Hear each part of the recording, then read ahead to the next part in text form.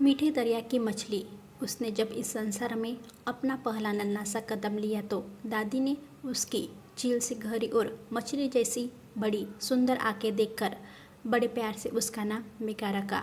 पूरे घर की लाडली मेघा जैसे जैसे बड़े होने लगी, लोगों की स्वयं के ऊपर टिकती ठहरती निगाहों से उसे यह एहसास हो गया कि वह भला की सुंदर है। चंपई रंग, तीखे नैन नक्श, सांचे में ढली काया और कमर तक झूलते काले घने लहराते बाल। रोमांटिक उपन्यास पढ़कर युवा होती मेघा सपने देखती कि किसी दिन कोई सचीला राजकुमार आकर उसे ब्याह ले जाएगा और उसे रानी बनाकर रखेगा।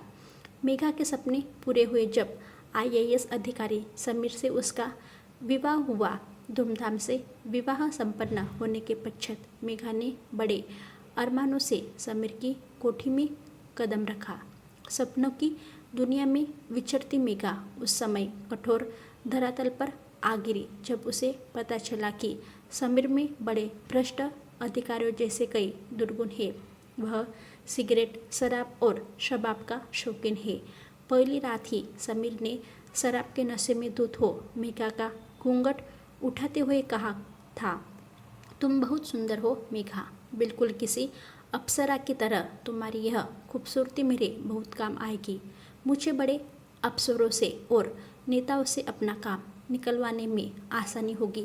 तुम्हें भी मेरी हाई सोसाइटी में मुंह करने के लिए सिगरेट और शराब की आदत डालनी होगी। यह आप क्या कह रहे हैं? पत्नी हूँ मैं आपकी, मेरे सम्मान की रक्षा करना आपका दायित्व है और आप स्वयं ही मुझसे यह नहीं हो पाएगा। मेघा की रुलाई फूट पड़ी। उसके इनकार के बदले में समीर ने अपनी जलती हुई सिगरेट से मेघा की देह पर अनगिनत निशान बना दिए और क्रूरता से हंसकर बोला, जब भी मेरी बात नहीं मानोगी यही पुरस्कार तुम्हें मिलेगा। मछली को जल में रहकर मगरमच्छ से बैर नहीं पालना चाहिए। अब मेघा की स्थिति उस मछली की तरह थी जो एक दुर्गंधयुक्त तालाब में रहने को मजबूर थी। वह अपनी परेशानियां, अपनी पीड़ा अपने माता पिता से भी नहीं कह सकती थी, क्योंकि वह यह जानती थी उसके हृदयरोगी पिता यह आघात नहीं सहन कर पाएंगे। कुछ महीनों बाद समीर का स्थानांतरण दूसरे शहर में हो गया था। नए शहर में अंतर्राष्ट्रीय महिला दिवस के अवसर पर आयोजित समारोह में समीर मुख्य अतिथि के रूप में विराजमान था। शहर के सभी छोटे बड़े पत्रकार समारोह में उपस्थित थे। मेघा सदा की तरह अपनी साड़ी का आंचल अपने इर्द गिर्द लपेटे चुपचाप स्टेज पर बैठी थी।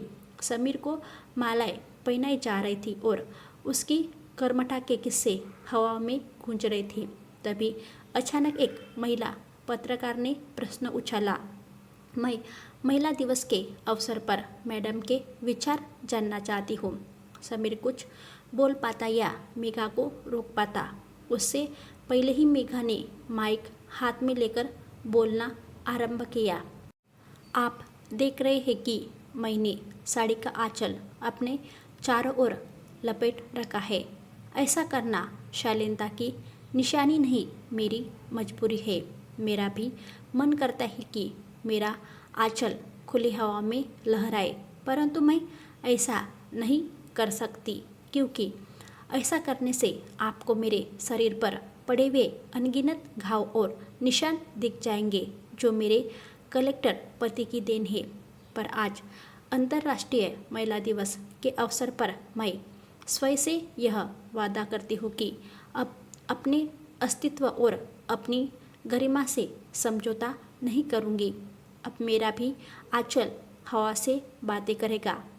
कहकर उसने अपनी मुट्ठी में कसकर जकड़ा आंचल का दूसरा सिरा छोड़ दिया। एक पल के लिए हॉल में सन्नाटा छा गया, परंतु दूसरे ही पल सारा हॉल तालियों की गड़गड़ाहट से गूंज उठा।